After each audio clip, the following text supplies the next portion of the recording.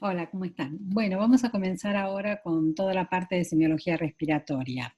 Son varios videos y vamos a abarcar todo lo que es el tórax y todas las patologías o los síndromes respiratorios más importantes. Vamos a comenzar con la parte semiológica y los signos vitales, la frecuencia respiratoria. Frecuencia respiratoria normal es entre 12 y 18 respiraciones por minuto. También hasta 20 se considera normal. Por supuesto que estos son todos valores en el paciente adulto. Recuerden que los niños siempre tienen una frecuencia respiratoria mucho más alta, una frecuencia cardíaca mucho más alta, sobre todo el primer año de vida. Muy bien, llamamos taquipnea cuando tenemos más de 20 respiraciones por minuto, es decir, tenemos un aumento de la frecuencia respiratoria. Bradipnea cuando tenemos menos de 12 respiraciones por minuto. Y también hay otros dos términos que tenemos que aprender que son hiperventilación e hipoventilación. Aquí no solamente la frecuencia respiratoria va a estar alterada, sino también la amplitud. En hiperventilación van a ser respiraciones de gran amplitud, es decir, respiraciones muy profundas, y además la frecuencia respiratoria también va a estar aumentada. En la hipoventilación van a ser respiraciones de poca amplitud, es decir, una respiración más superficial, y la frecuencia respiratoria va a estar también disminuida. Y ahora sí vamos a hablar de a poquito de algunos de los signos y síntomas más importantes en el aparato respiratorio. En este video en particular, que es la primera parte, vamos a ver disnea, dolor torácico, enfisema subcutáneo, cianosis y los ruidos orales, inspiratorios y expiratorios más importantes. Luego en el próximo video vamos a seguir con tos, expectoración, todos los tipos de esputo, hemoptisis, broncorrea, vómica, los patrones respiratorios más comunes de ver cuando está alterada la respiración y los síndromes respiratorios básicos, como neumonía, neumotórax, derrame pleural, atelectasia. Vamos a ver también al paciente POC y el asma. Bueno, uno de los signos cardinales signos y síntomas cardinales de lo que es aparato respiratorio es la disnea. Y la disnea la definimos como la dificultad respiratoria. Por lo general van a ver que los pacientes vienen a consulta y dicen tengo falta de aire o falta de aliento o me cuesta respirar. Bien, ellos están refiriéndose a la disnea. Y esta disnea puede tener dos orígenes diferentes. Puede ser una disnea netamente pulmonar, por ejemplo, si una persona es asmática, si un paciente es EPOC, si tiene una fibrosis quística, una neumonía, es decir, cualquier enfermedad pulmonar puede darles disnea o bien puede tener un origen cardíaco. Los pacientes que tienen insuficiencia cardíaca o a veces alguna valvulopatía como la estenosis mitral son pacientes que pueden tener disnea también. Por eso hay que distinguir si la disnea es pulmonar o cardíaca. Y también tenemos distintas causas de disnea. La disnea puede ser aguda o puede ser crónica, o podemos tener disnea en otro tipo de pacientes. Disnea aguda por lo general se presenta en pacientes que tienen un neumotórax o que han tenido un trombolismo de pulmón, una insuficiencia cardíaca que está descompensada y que cursa con edema agudo de pulmón, una crisis asmática, por ejemplo, un paciente POC descompensado, un síndrome de distrés respiratorio del adulto que puede tener muchas causas, ya lo vamos a ver más adelante, o por neumonía. En general, neumonía más bien descompensada.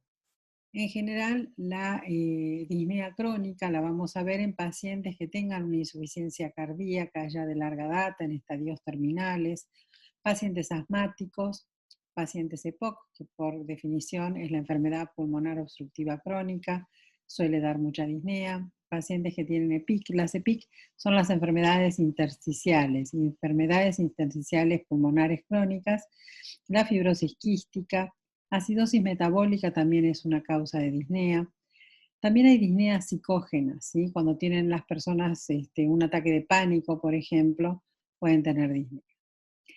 La enfermedad por reflujo gastroesofágico, llamada ERG, también da disnea, porque el reflujo gastroesofágico, que es ácido, a veces sube por el esófago, pasa a la tráquea y de ahí a los pulmones y borra el surfactante pulmonar de los alvéolos. Los alvéolos, para que se mantengan abiertos, distendidos, tienen una sustancia tensoactiva que es como si fuera un detergente que está recubriendo ese alvéolo por dentro. Y lo que hace el reflujo gastroesofágico precisamente es borrar el surfactante. Entonces, al borrar el surfactante, el alvéolo se colapsa, no se puede mantener abierto, se colapsa y eso genera un grado de disnea importante. También alguna causa laringotraqueal, si hay alguna obstrucción en la tráquea o en la laringe, o afección de las cuerdas vocales, o parálisis, o cuerpo extraño, eso también puede dar disnea. Otras causas de disnea o pacientes que puedan presentar disnea, los ancianos, ¿sí? Las mujeres embarazadas, recuerden que son dos personitas y que hay mucha hipervolemia es una persona que está con un estado de exceso de volumen, de líquidos. Y si no, también personas que viajan a la altura. ¿Sí? Cuando uno viaja en altura, va teniendo una fracción de inspirada de oxígeno mucho menor en la atmósfera y bueno, pues eso le puede generar disnea. Y vamos a ver qué tipos de disnea conocemos cuando el paciente está en reposo. Tenemos la ortopnea, que es una disnea que se presenta cuando el paciente se va a dormir, es decir, hay pacientes que necesitan dormir con 2 o 3 almohadas, como por ejemplo los pacientes que tienen insuficiencia cardíaca. También los pacientes EPOC, los pacientes asmáticos pueden tener ortopnea, es decir, la persona se va a dormir y cuando apoya la cabecita en la almohada, enseguida le da disnea. Entonces, se tiene que incorporar o tiene que elevar un poco la cabecera de la cama. Platipnea es la disnea que aparece cuando el paciente está de pie, no cuando está acostado. Y en estos casos puede ser que tenga algún problema principalmente en el músculo diafragma o en los músculos abdominales. Tenemos otra disnea que se llama trepopnea, que es la disnea que aparece en el derrame pleural. Cuando uno tiene un derrame pleural, por lo general el paciente viene y trata de acostarse del lado del pulmón que está sano, porque del pulmón que tiene el derrame le duele. Pero con el correr de las horas, el paciente necesita ventilar y si está acostado sobre el pulmón sano no se puede expandir bien. Entonces prefiere acostarse del lado del derrame, aunque le duele un poquito, y dejar que el pulmón sano se pueda expandir. Esto se llama trepopnea, que es un tipo de decúbito preferencial que adopta el paciente para no tener disnea. Es decir, es la disnea que aparece en determinado decúbito lateral, ¿sí? Decúbitos cuando la persona está acostada. Entonces, depende de dónde esté acostado, aparece esta trepopnea.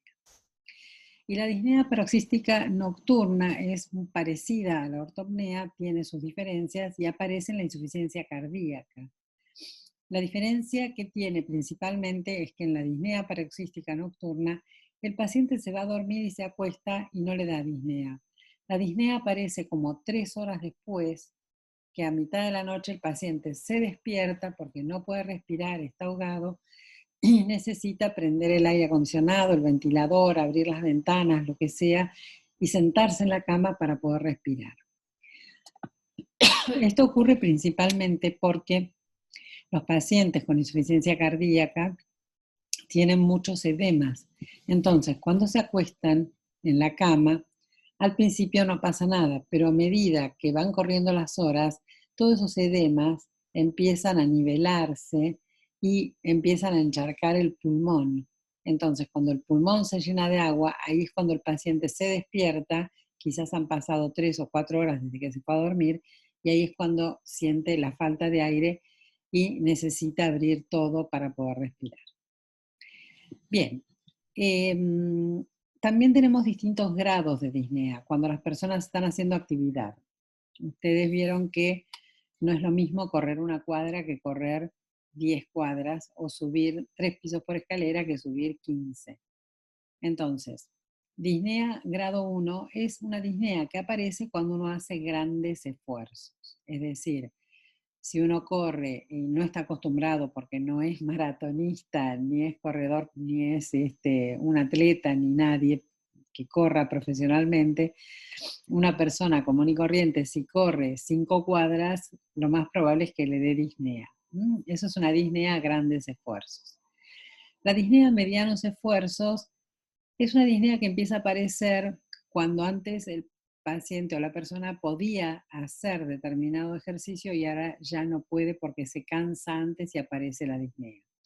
Es decir, supongamos que una persona solía nadar, practicaba natación y nadaba durante 1 hora y ahora puede nadar durante media hora. Eso sería una disnea a medianos esfuerzos. Es decir, se reduce la cantidad de esfuerzo que el paciente puede hacer. O bien subía 6 pisos por escalera, no le pasaba nada y ahora puede subir 3. Disnea a pequeños esfuerzos es una disnea que aparece con cualquier actividad que uno haga normalmente en su casa, desde vestirse, lavarse los dientes, peinarse, eh, todas las actividades que uno hace en la casa, en el hogar, las actividades cotidianas, barrer, eh, todo este tipo de cosas, el paciente ahora las hace con gran dificultad. Es una disnea que aparece a pequeños esfuerzos. Cualquier esfuerzo que haga, cualquier actividad, por más mínima que sea, le da disnea.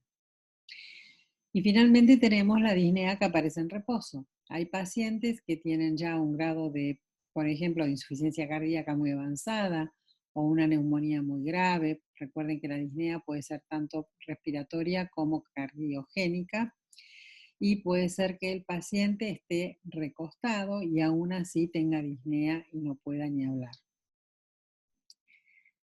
Bueno, vamos a dejar la disnea y vamos a pasar a lo que es el dolor torácico. Por lo general, cuando la gente se agarra así el tórax y tiene dolor, suele ser un dolor cardíaco. Pero hay muchos dolores que no son cardíacos y que también los vamos a ver en el tórax. Uno de ellos es el típico dolor que se llama dolor en puntada de costado, que lo describe al dolor, digamos, que en realidad nosotros en medicina le decimos dolor pleurítico. Dolor pleurítico o dolor en hemitórax es el típico dolor que aparece cuando hay un derrame pleural. También lo podemos ver en el neumotórax o cuando tenemos una neumonía o cuando tenemos las pleuritis o pleuresías. Y en general, los dolores que pueden aparecer en el tórax, el ángor es el de origen cardíaco, que es el dolor que se produce, ya lo vamos a ver cuando veamos bien aparato cardiovascular, pero el ángor es el dolor que se produce, por ejemplo, en el infarto o en la pericarditis o cualquier tipo de problema que uno tenga cardíaco. En general, el ANGOR, que es de origen de infarto, que es causado por el infarto de origen isquémico, se produce cuando hay una obstrucción en las arterias coronarias, no llega sangre a irrigar el miocardio correctamente y entonces hay un desequilibrio entre la necesidad de oxígeno que tiene el corazón y el aporte que está recibiendo. Ese dolor isquémico, ese dolor cardíaco típico del infarto es lo que llamamos ANGOR. También puede ser que tengan un dolor por una compresión, puede ser que tengan un tumor, que tengan un linfoma, por ejemplo, que tengan un aneurisma de aorta, pueden ser muchas cosas que causen compresión en el tórax. Puede haber obstrucciones también en el tórax, ganglios aumentados de tamaño, algunas infecciones, embolias, dolor pericárdico, disección de aorta. Como ustedes ven, hay muchas patologías que nos pueden dar algún tipo de dolor torácico general, que no siempre es cardíaco. En algunos casos sí, pero en otros no. Así que recuerden el dolor torácico general, cuando se pone la mano hacia en el pecho, una osteocondritis, por ejemplo, puede dar dolor torácico general, o bien el dolor en puntada de costado cuando el paciente se señala en el costado, como está señalando aquí esta imagen el paciente, que es el típico dolor del derrame pleural, el neumotórax, las neumonías, la pleuritis. Bien. El enfisema subcutáneo. El enfisema subcutáneo son unas burbujitas de aire o de gas que vamos a sentir en el cuello principalmente, la base del cuello y quizás a veces en la cara. La mayoría de ellas responde a una patología, en realidad una consecuencia de una cirugía. No es algo patológico, es algo que suele ocurrir cuando se hacen cirugías abdominales o torácicas por la paroscopía. Para hacer una cirugía de vesícula, por ejemplo, que es una cosa muy común, lo que hacen es los cirujanos insuflar el abdomen, lo insuflan para poder separar bien los planos y los órganos, y entonces ese aire que queda adentro luego de la cirugía sube, naturalmente sube hasta los ápices pulmonares. Entonces es muy común que duela el ápice de los pulmones y que se genere un tipo de enfisema subcutáneo. A veces si uno toca, uno palpa, puede palpar las burbujitas de aire como si fueran los crepitantes, las burbujitas de esos envoltorios plásticos que hay para cuando uno se va a mudar o cuando uno tiene que envolver cosas frágiles.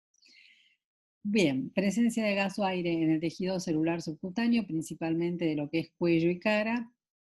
Puede haber una tumefacción, puede haber dolor de garganta a veces o dolor en el cuello, puede acompañarse de dolor o dificultad para tragar o para ventilar y puede acompañarse de sibilancias o de crepitaciones de las burbujitas. Las causas, cirugía laparoscópica es la más importante, pero también puede ser por traumatismos, por un neumotórax espontáneo, por ejemplo, gangrenas, tanto la gangrena de Fournier como las gangrenas gaseosas, fracturas costales, neumomediastino, cirugías de esófago, es decir, tenemos algunas cuantas causas que van a generar la acumulación del aire en la zona del cuello o ápice de los pulmones y la cara.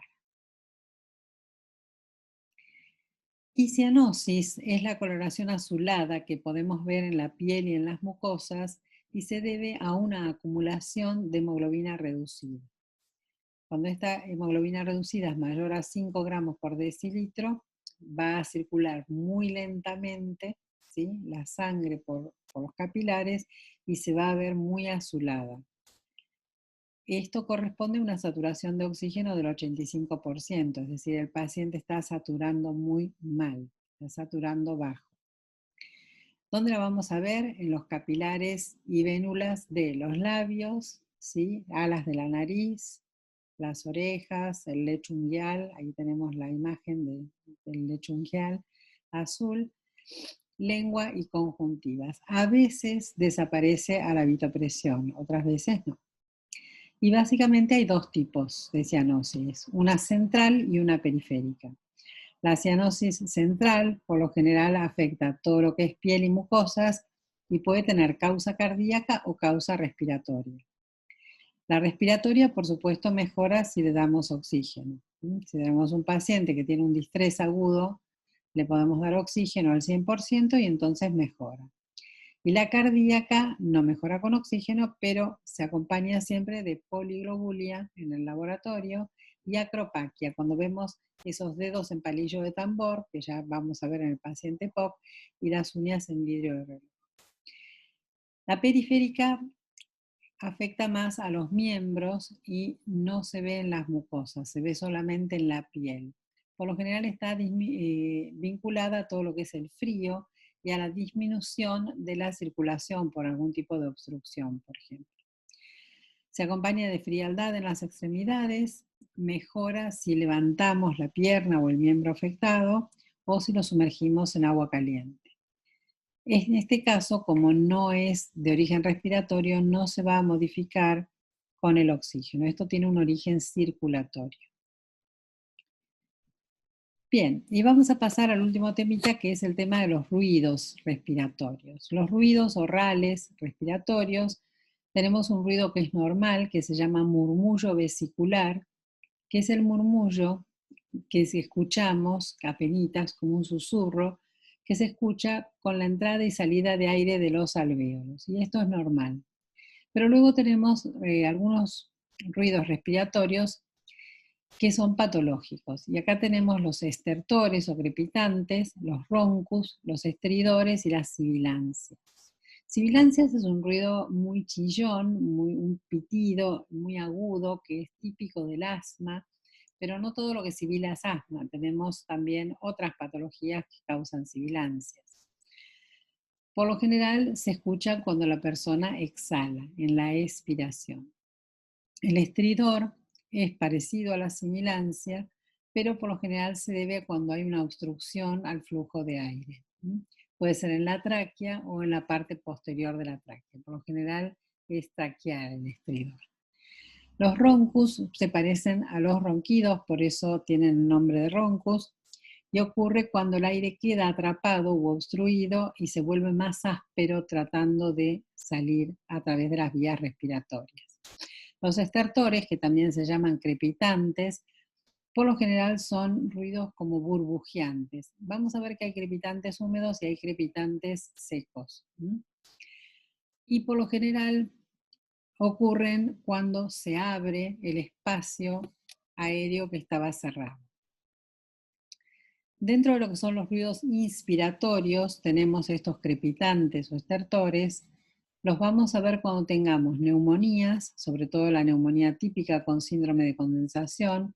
Al principio de la neumonía vamos a oír el crepitante. En el medio de la neumonía vamos a oír el soplo tubario, que ya lo vamos a ver cuando hablemos de semiotecnia. Y al final de la evolución de la enfermedad también vamos a ver los crepitantes. Y son crepitantes húmedos. Son como burbujas húmedas. En la neumonía típica también vamos a oír crepitantes.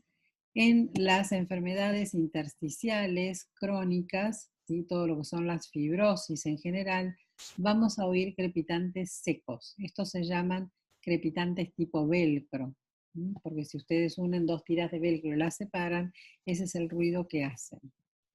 Y también tenemos crepitantes en el edema agudo de pulmón de origen cardiogénico o de origen respiratorio también, y son crepitantes húmedos, está todo el pulmón lleno de agua. Lo mismo ocurre con el síndrome de distrés respiratorio del adulto, que bueno, lógicamente de acuerdo al grado de gravedad que tenga o de evolución, vamos a oír los crepitantes más fuertes o menos fuertes.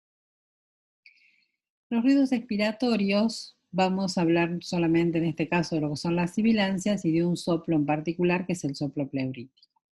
Sibilancias principalmente las oímos en el paciente asmático, es ese ruidito, chillón, agudo, y es cuando el paciente exhala. También se pueden ver en el paciente POC, las podemos oír en el paciente POC, en las bronquiolitis de los niños, en las bronquiectasias, ¿sí? Y en la insuficiencia cardíaca congestiva. Y hay muchas otras patologías que ya las vamos a ir viendo que dan sibilancias. Así que recuerden que no todo lo que sibila es asma, porque también podemos tener sibilancias en pacientes EPOC, en pacientes cardíacos. Así que bueno, vamos a ir viendo cada una a medida que estudiemos las patologías en particular. El soplo pleurítico es un soplo que se da en el derrame pleural por encima de la línea del derrame. Ahí si nosotros ponemos el estetoscopio y oímos, se escucha un soplo expiratorio que es como una E, muy suave. Así lo escuchamos.